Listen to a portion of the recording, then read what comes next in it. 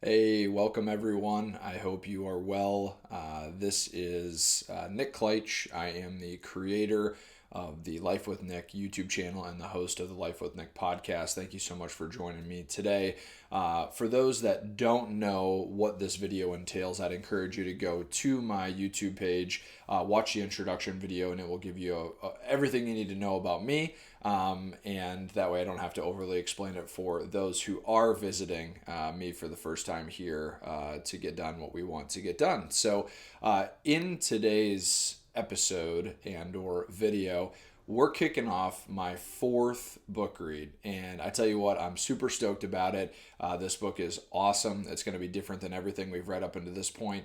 And I will just throw this in here. We are sponsored today by Liquid Death. I don't know if any one of you have ever tried Liquid Death, but don't let the name fool you. It's just carbonated water with a little flavor, but I love these things, and I figured I'd throw it in there. So for those that are interested in joining me for the book read, the book of the month, if you will, for this is going to be called Psycho-Cybernetics by Dr. Maxwell Maltz. And I should note that this is also the updated and expanded version of the book if you're looking to purchase to read along. This book has been basically around for a long time, written in the 60s, over 30 million copies sold, so pretty darn serious as far as its importance and its relevance at the time that it was written, but still to today. So without further ado, I wanted to begin the book read in a different place than the other book reads, and this is courtesy of some feedback I'd gotten from some subscribers. Rochelle and Seth, thank you so much for introducing this kind of concept to me, but just a little bit about the author, if you will. So Dr. Maxwell Maltz was an American cosmetic surgeon and the author of two books, Psycho-Cybernetics, in which you just saw, and then also New Faces, New Future. Specifically, though, Psycho-Cybernetics was a system of ideas that the doctor basically claimed could improve one's self-image, which would lead to a more successful and fulfilling life, is a little bit of the premise here. So he was a successful surgeon. He was also a successful writer and speaker as well. And his self-improvement work actually came at the age of 61. So for those that are maybe not finding their way in life, just know that you can go for another couple of years and or a couple decades and still figure it out while you're at the age of 61. However, just to get into his belief system, so his beliefs and inspiration came from treating our outer scars in his practice, working also on the inner scars when dealing with patients who failed to improve their lives after getting the surgery done that should have positively changed their direction. In his first book, New Faces, New Future, Dr. Maltz suggested that many people see themselves incorrectly and inaccurately. He finally published Psycho-Cybernetics in 1960. So a little bit of an old school book, old school read. However, the information in this book is unbelievable, and I'm excited to get into that. So let's get into the preface of the book. There is a foreword. However, I chose to delete that portion from the introductions piece specifically. Okay. So, Dr. Maltz acknowledges that self-image represents a breakthrough in both psychology and also creative personality. He states that as a successful plastic surgeon, it wasn't normal for him to have made the successful stride he did within psychology. And that would make sense, right? Because psychology is more on the left side of the spectrum, whereas physical plastic surgery is on the right side of the spectrum. And with physical change. His response to this is that if you're going to be a successful plastic surgeon, then one must become a psychologist, which we will find out later. His mantra was, when you change a person's face, you change their future. Through his years of practice, his failures in helping promote change in individuals, the failures came because the physical image was not enough. And this is the breakthrough that led him to believing that there was something else, as well as basically the physical change that was going on there. So if you can imagine, just to kind of round this out before we get into the further points of the chapters, is that here's a surgeon who spent his whole practice on the physical element of things, making changes that were for the positive, making changes that did not work for the patient. And so all this data is coming in for him, right? And he's wondering what the heck is going on. There's some people that see him, some people that understand, okay, I'm coming to see you, and all of a sudden the trajectory of my life has changed, and for some others it doesn't change at all. So he's like, where's the missing ingredient in this, right? I've been doing this for 30 plus years. What is the missing ingredient? And this is where we begin the proposal of this inner scar and this inner self-image that we'll be getting into. So the truth is where you find it. So as an individual, Dr. Maltz had a desire to find the truth in his work in his career development, as any kind of young, hungry author and surgeon would, by going through any means necessary to kind of find the best information that is available to him. And so this actually prompted him to go to Germany. Germany at the time, late 50s, late 60s, really had revolutionized a lot of science and technology through World War II and thereafter. So it could have been a good place to go find some answers. So instead of finding his answers in psychology, which is where he thought he was going to find the answers to some of these proposed thoughts, he actually found it in what is called cybernetics. And in short, cybernetics is essentially, it has to do with goal striving, goal-oriented behavior of mechanical systems. It explains what happens and what is necessary in the purposeful behavior of machines. So here he is, he's ambitious, he's going to Germany, he wants to get the best information possible, and then what he finds is that even though he assumed psychology would explain this, in a very unique spot, cybernetics of all places gives him some of the breakthroughs in his answers that he was looking for. And again, one more time, so cybernetics is the goal-oriented behavior of mechanical systems. It's very important. It explains what happens and what is necessary in the purposeful behavior of machines. Okay, so general principles for the book. So Dr. Maltz desires to not only inform us of cybernetics, but also to demonstrate how it works to help everyday life, to help us achieve our goals. The self-image is the key to human personality and behavior change. One more time. Self-image is the key to human behavior and personality change. Change self-image, change personality and behavior. Self-image sets the boundaries for the individual and the individual accomplishment. It defines what we can and what we can't do. Expanding the self-image leads to a broadening of the areas of possibility. The development of self-image opened the door to new accomplishments, new talents, and literally turns failures into success. So the shoe-in from earlier was this self-image concept. Now we're going to be drilling into why that is relevant. So everyone has a self-image, and also we'll learn more about what this self-image kind of is and how it's incorporated. One small side note before we do that is that Dr. Maltz considered positive thinking as what was prescribed in a lot of self-help and this genre back in the 60s. He had come to the conclusion that positive thinking alone will not create lasting change. And this was contradictory, right? Because everyone was kind of getting rich off this idea of, hey, just be positive and things can change for you. He was like, no, I don't adhere to that. And the reason it is because if this inner self-image, this inner blueprint and framework, if that doesn't change at all, then positive thinking will not be the antidote to change. And I do personally agree with this as well. Positive thinking is the cherry on top. It's the frosting around the cake. It makes things better. However, if we don't have the internal change of the batter and the ingredients, we won't have a better tasting cake at the end of the day. So now let's dive into self-image here.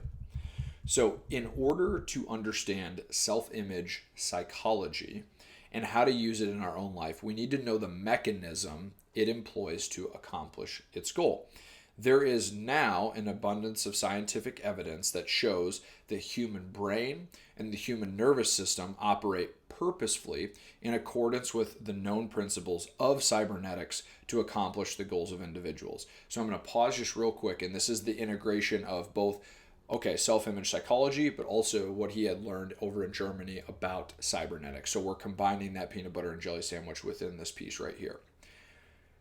The brain and nervous system constitute a marvelous and complex goal-striving mechanism, a sort of built-in automatic guidance system that works for you as a success mechanism or against you as a failure mechanism, depending on how you, the operator, operate it and the goals set for it. The science of cybernetics does not tell us that man is a machine, but that man has and uses a machine. Moreover, it tells us that the machine function, or what the machine functions are and how it can be used. So this is really laying the foundation for the whole book right here. So essentially what he's saying is, like cybernetics and these machines that operate, our brain and nervous system have also a built-in guidance system already put into us. So we're acknowledging this as subscribers, viewers, and consumers and readers of the book, saying, okay, we now know that we have this goal-striving mechanism within us. And it works for us, right? But the important distinction that he makes is depending on how we, as the operator, operate that system. So he's not calling us machines, right? That would be a little bit scary if we were just machines. However, what he's saying is that because we have similar wiring to machines, we not only can become aware of this and then operate it as if it needed an operator, but we also have this ability to point it in the directions in which we want it to point. So hopefully that all makes sense. I know it's kind of a lot right now, but just bear with me as we get into this video, and chapter 1 will really kind of unpack this a little bit. So the face of personality, kind of moving away from this just slightly. So personality itself, our personality, right? It has a face, so to speak. It's not a physical face, but it is the key to real change. Self-image then is the mental and spiritual picture of himself or herself. Let me say that one more time. So self-image then is the mental and spiritual image that we have of ourselves. The key to the personality and behavior change is this self-image. Experiencing the secret. Our self-image is changed not by our intellect alone, but by what he calls experiencing. You develop self-image by your creative experiencing of the past. You can change it by the same method. It is not the child who is taught about love intellectually that knows it, but the child who experiences and feels love who will have the lasting change. So just as a quick pause here, what he's saying is that even though we know information about things, the more important movement and progress element is the feeling and experiencing it in real time. So it's as straightforward as that. Our present state of self-confidence and poise is the result of what we have experienced rather than what we've learned intellectually.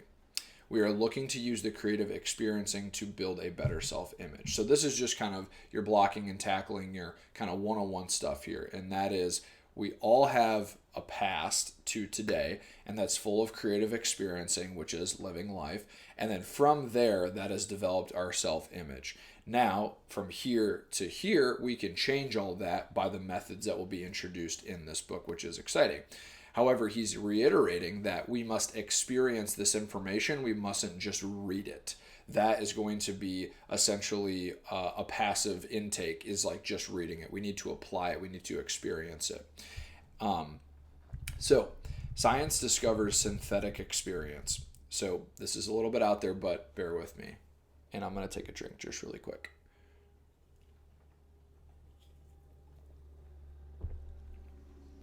Okay. So experience is what we were just talking about, right? This is synthetic experience, meaning made up, created. When we learn to function successfully by experiencing success, let me say that one more time because I screwed that up. We learn to function successfully by experiencing success. Memories of the past successes act as a built-in stored information which gives us confidence for the present task. Channeling all that we've been exposed to within this chapter, we now look to add in some tactical method. Okay, so before I go into synthesizing experience, say that 5 times, I want to hit this piece here. So going back to this early timeline of a creative experience, because of that, we have a storage of information in our brain from how we think life is lived up into that fraction and point. For things that we're successful at, we have stored information on how to go and do that, how to tie our shoes, how to brush our teeth, how to bathe, how to eat. These are things that essentially are providing us a repeat methodology of success.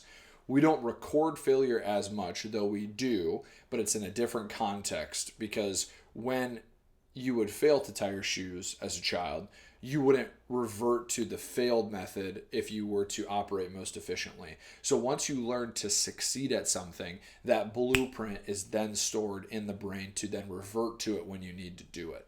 So you can fail in the attempts to becoming successful, but once you learn success and the successful method, immediately you know how to do it, and you don't have to consciously think so much about it because you've just completed it, and that is your default setting. Now, we can get into the experiencing. So we as humans can use experiencing as a means to create future experiences that have not yet happened, to train our mind to experience it as if it's happening in real time. Allow us to synthesize experience to literally create experience and control it in the lab of our own mind. Both experimental and clinical psychology has proven beyond a shadow of a doubt that the human nervous system can't tell the difference between an actual experience and something that is imagined vividly and in detail. Within this book, we will learn from people from all walks of life who have used this practice to improve their lives and every day. So what all this is really saying is that we have the ability to imagine and visualize events in the future that haven't come true yet, and give our brain and our nervous system a peace of mind because we've already operated in the future and we've already performed well. So this is the part of the book we'll really get into in future chapters, but I just want you to know that we have the capacity to do that in terms of an imagined ability. Now, everything that we've talked about up until this point, we're going to kind of curb as we've laid foundational stuff here. Now, we're going to get into a little bit of the secret of success in Dr. Maltz's opinion. So what is success? And Dr. Maltz elects to define this for us as he will use it within the book. So success is a creative accomplishment. And rightly speaking, no man or woman should attempt to become a success. Rather, they should attempt to become successful. Striving to be successful brings not only material success, but satisfaction, fulfillment, and happiness. And so what he's alluding to here is that successful means the whole walk of the journey. Success within becoming successful is achievements within the journey. So that's the distinction. And he makes this distinction because he doesn't want us to get hung up on one particular accomplishment. He wants us to look long term, and the process of success is becoming successful, if that makes sense. Hopefully I said that right. The goal should be to become successful rather than just to achieve success. Creative striving for a goal that is important to you as a result of your own deep felt needs, aspirations, and talents brings happiness as well as success, because you are functioning as we are meant to function. So this is like an add-on piece saying, okay, here's the distinction. We have success, which is an individual accomplishment like running a 10K, versus successful, which is the journey of life, which would be running multiple 10Ks, becoming a successful runner, those differences and frameworks. And then furthermore, he's saying that is how we are meant to function as goal-striving beings. Man and woman, especially man, is by nature a goal-striving being. We must have the vision and we must have the goal. We are built this way.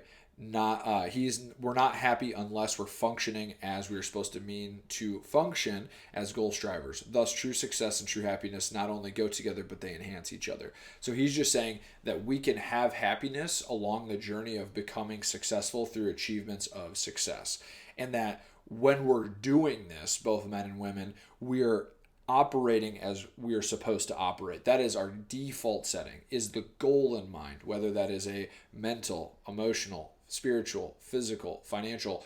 All of those are meant to be lined up for this operating system that we are in control of, and then with that we are supposed to give it that to function appropriately. If we're not giving it good information to find those said goals, we need to look in a change to adapt, because what essentially it's saying also is that if you feel off, it could be that you're not striving for a said objective. A lot thrown at you today. It's okay. We'll revisit some of this stuff. We'll unpack it. However, it's good shit. So, the secret to using this book, unlike other personal development books, is this. The book is designed not for you to read, but for you to experience, as we were talking about earlier. You can acquire information from reading. You can acquire it. But to experience, you must creatively respond to information. And I have this highlighted. I love this so much, this definition. You can acquire information from reading. But to experience it, you must creatively respond to what you know and what you're reading. Acquiring information is passive, experiencing is active. When you experience something that happens inside your nervous system and your midbrain, new neural pathways are recorded in the gray matter of your brain. This is just saying that for new experiences, we're constantly providing our brain and our nervous system new neurological pathways, which is badass. I'm not going to get into that because I'm not a science guy. I am, but I'm not trying to give off the impression that I know a bunch of science. Beautiful. And I believe that will round us out for this introduction video. So we have conquered the preface and the introduction to the author and the introduction to this new book read. I appreciate you guys so much for hanging with me. Hopefully you're a little bit kind of swamped with information, but I also hope that you're inspired to learn about psycho-cybernetics, psychology and cybernetics, and the operations of machines. This is where the huge kind of two worlds come together, and we're going to dive into that here in chapter 1. So I'm not sure if it's over here or if it's over here, but if you're ready to go into chapter 1, I'm ready to teach it. So thank you guys. I appreciate it. We'll see you in there.